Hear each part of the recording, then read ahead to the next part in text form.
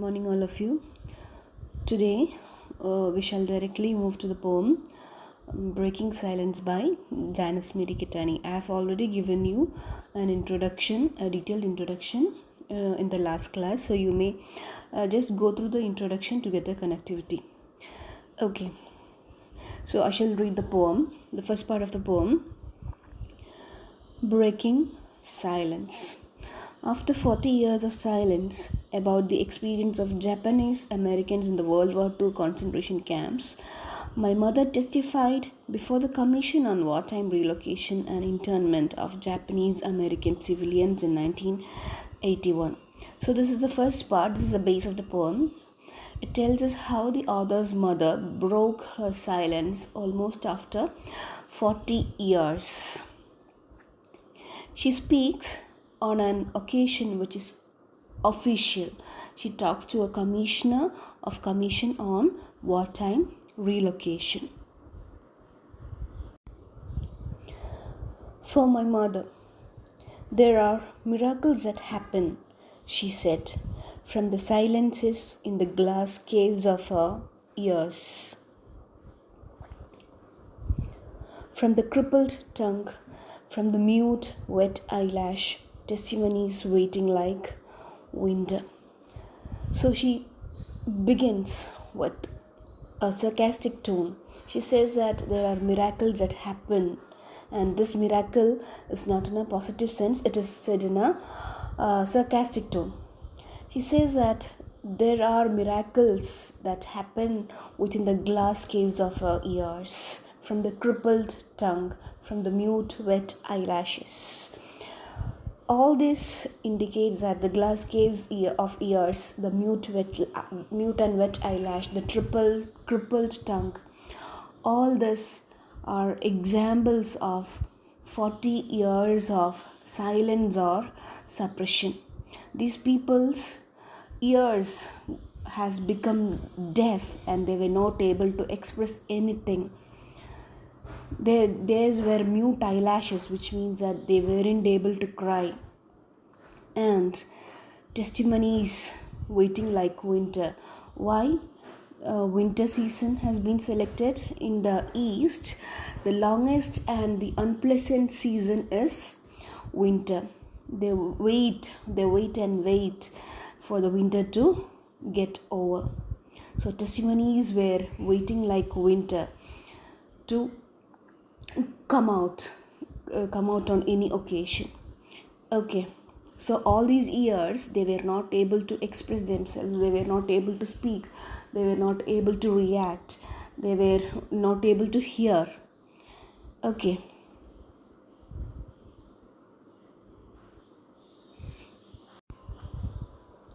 we were told that silence was better, golden like our skin, useful like go quietly, easier like don't make waves, expedient like hostels and deserts. Her mother says that they were told, the Japanese Americans, while they were in the internment camps, they were told that it's better for them to keep quiet, because even if they speak, nothing is going to change. Even if they react, the situation is not going to change for them. Like your golden skin. See here, the golden skin is used in a sarcastic tone. The Japanese people's skin color is golden in color, not exactly white. They are yellowish white in color. So here is a racist prejudice towards the Japanese Americans. They were easily identified by their yellowish skin.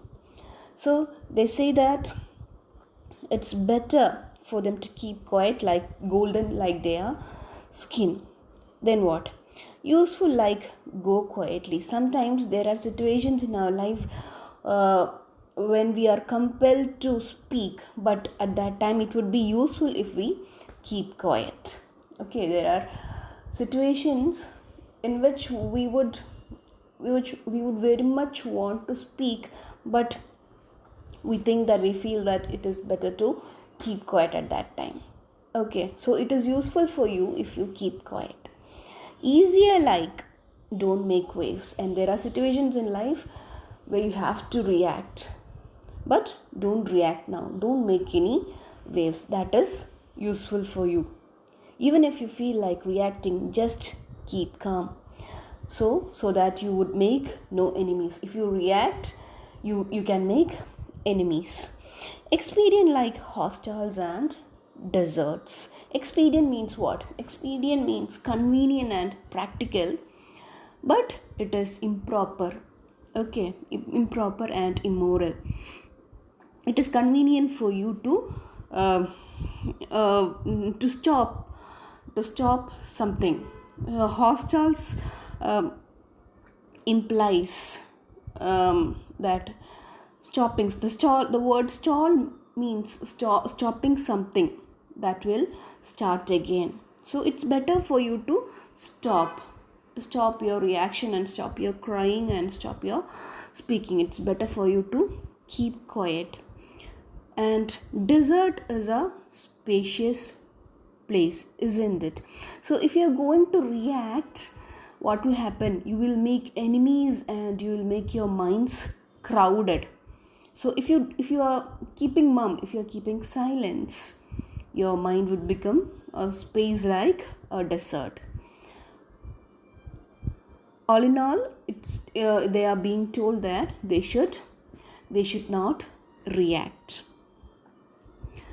Mr. Commissioner, the US Army Signal Corps confiscated our property. It was subjected to vandalism and ravage. All improvements we had made before our incarceration were stolen or destroyed. I was coerced into signing documents giving you authority to take.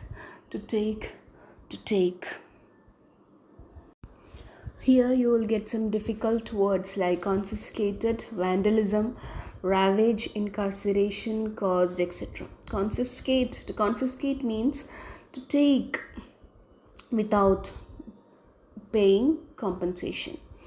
To take something forcefully without compensation, without giving any compensation. Vandalism means destruction of property. Ravage again means destruction. Incarceration means to put in jail. Coerce means to force or to compel. So here is a straight dialogue of the mother. You can see that these lines are put in inverted commas. Mr. Commissioner, the US Army Signal Corps confiscated our property. She says that the government forcefully acquired their property. All improvements they had made on their land were destroyed. They were compelled to sign documents giving the authority to do whatever the government liked. They were told not to speak and to live in silence. My mother, soft as tallow, words peeling from her like silvers of yellow flame. Her testimony, a vat of boiling water surging through the coldest, bluest vein. She had come to her land as shovel, hoe, and sickle, rearing reed and rock and dead brush, labored so to sinew the ground, to soften gardens pregnant with seed, awaiting each silent morning, birthing fields of flowers, mustard greens and tomatoes, throbbing like the sea. And then all was hushed for announcements. Take only what you can carry. We were made to believe our faces betrayed us. Our bodies were loud with yellow screaming flesh, needing to be silenced behind the barbed wire. Here again, there are words like tallow, which means animal fat used for making candle and soap, which is so soft. Okay. Then surging, flowing, shovel, hoe, and sickle are weapons used for farming. Then searing, cutting. A reed is tall grass or plant. Dead brush means dried grass and plants. Sinew means to strengthen. Throbbing, moving up and down. Hushed, silenced. Betrayed, cheated. Screaming, shouting, disobedient. Suspicion, doubt.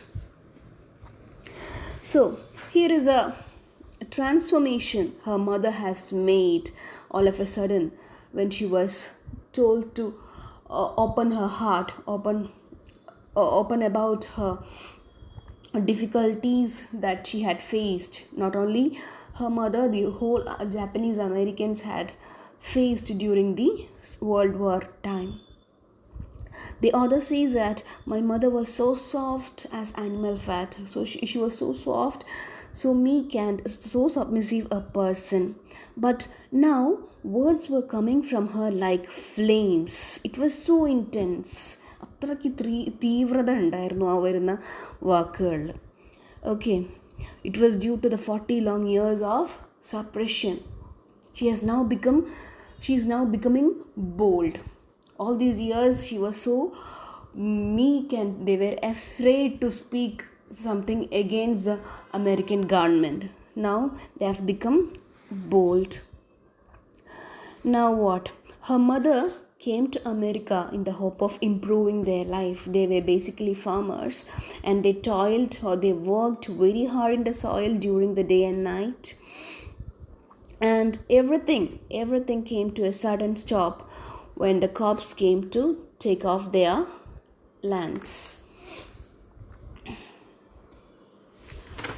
And she says that the only reason they were put in concentration camp was very clear. It is none other than the racial prejudice. She says that we were made to believe that our faces betrayed us.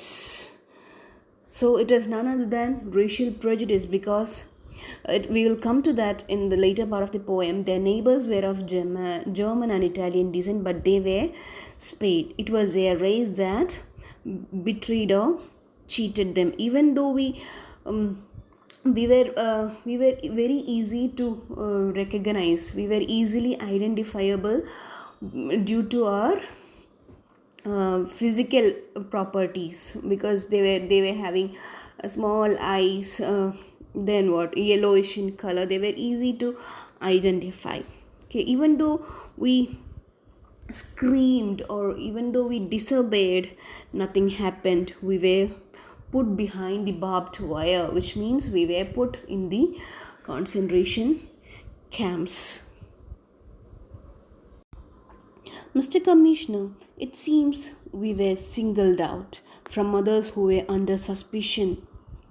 Our neighbors were of German and Italian descent, some of whom were not citizens. It seems we were singled out. Yes, again, you should recollect the points that I've said in the introduction part. I've told you that there were mainly two parties, mainly two army forces in the Second World War. They were the Axis and the Allies. Axis parties were the German, Italian and the Japanese. So she says that we were singled out. We only were captured and put into internment camps. Our neighbors were of German and Italian. They were also the people under suspicion, but they were spared. Why? Because they were not Japanese. They were of the white descent. So it is none other than racial prejudice that we have landed in concentration camps. Though Italian and Germans were also their enemies to America, they were spared. And the one and only reason was the racial prejudice towards the Japanese American. She had worn her work like lemon leaves, shining in her sweat, driven by her dreams that honed the blade of her plow. The land she built like hope grew quietly, irises, roses, sweet peas opening, and then all was hushed for announcements. To be incarcerated for your own good. The sounds of her work, bolted in barracks, silenced.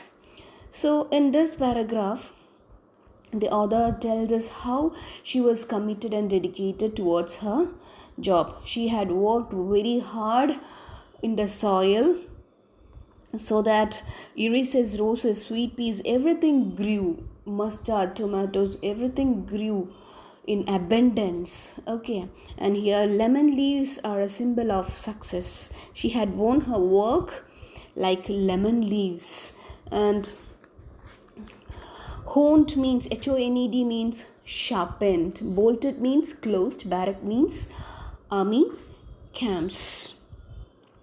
So, how she took her job. She was so committed towards her job. All the flowers that bloomed, all the flowers and all the fruits were the symbol of her hope and hard works. But all her hard works finally went to the Rover concentration camp.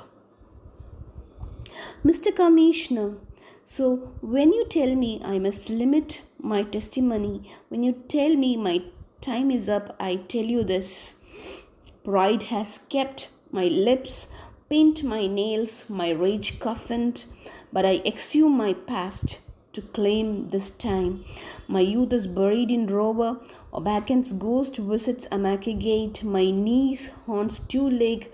Words are better than tears, so I spill them. I kill this, the silence. So here the commissioner asks her to stop talking or stop her testimony. So she retorts in a brave way, in a bold way. She says that, Mr. Commissioner, you should remember one thing when you tell me this. Okay, pride, all these years we have kept quiet. It is only due to our self-respect that we kept quiet. Self-respect had kept me from talking. And pinned my nails, my rage coffin. We have pinned my nails, which means that we have stopped reacting. We have coffined. Coffined means what does it mean to coffin? To place in a coffin.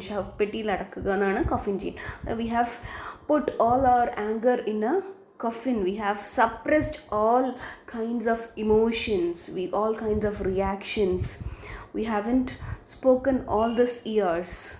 Okay, and it is only due to pride or self-respect that we kept quiet. And now we are going to speak of the following things. We are bold.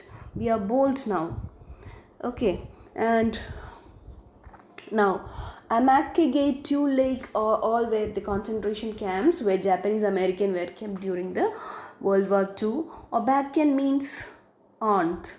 Okay, so there is a what we call there is a concept that if people are tortured to death, their ghost won't leave the earth.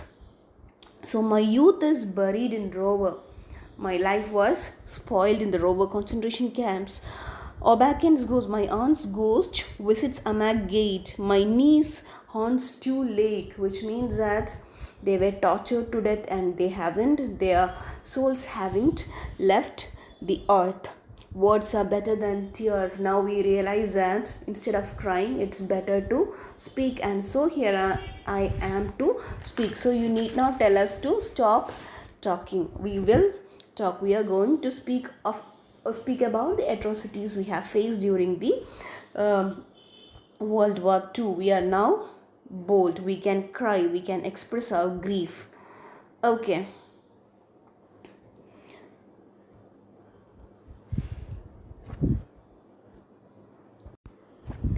There are miracles that she said, and everything is made visible.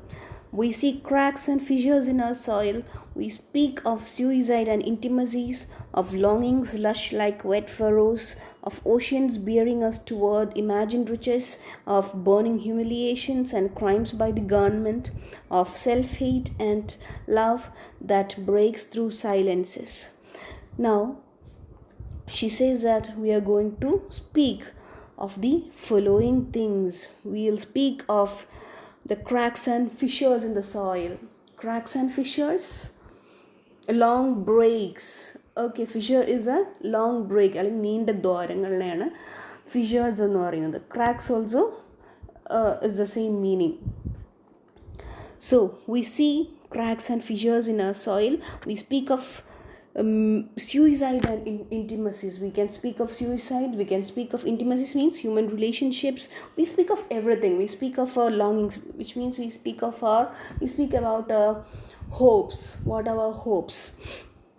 We speaks of the longings lush like wet furrows of oceans bearing us towards imagined riches. We are hoping of a new world, of a new better world, and we are now bold and we are not afraid to speak about all these things, whatever it be, whether it be negative things or positive things, whether it be our hopes, or uh, whether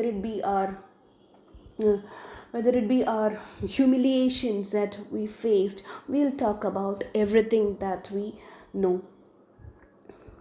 We speak of suicides and intimacies, of longings lush like wet furrows, of oceans bearing us toward imagined riches, of burning humiliations and crimes by the government, of self-hate. There was a period when we hated ourselves due to our skin color, of self-hate and love, and now we love. We are proud of our, we take pride in our identity and skin color that breaks through the silences. We are lightning and justice. Our souls become transparent like glass, revealing tears for war dead ones, red ashes of Hiroshima, jagged wounds from barbed wire. We must recognize ourselves at last. We are a rainforest of color and noise. We hear everything. We are unafraid. Our language is beautiful. So, here is a transformation, complete transformation from silence to courage, self recognition, and hope. She says that now we love ourselves. We are a rainforest. We have our own identity. We have our own culture. We have our own language. And we take pride in all these things. We are proud of our identity. And we are unafraid. We are lightning as well as we are justice. So, there is a clear transformation from silence to courage and hope. And don't ever think that we would be silent anymore. We will speak about everything that we would like to speak. So, here is a poem.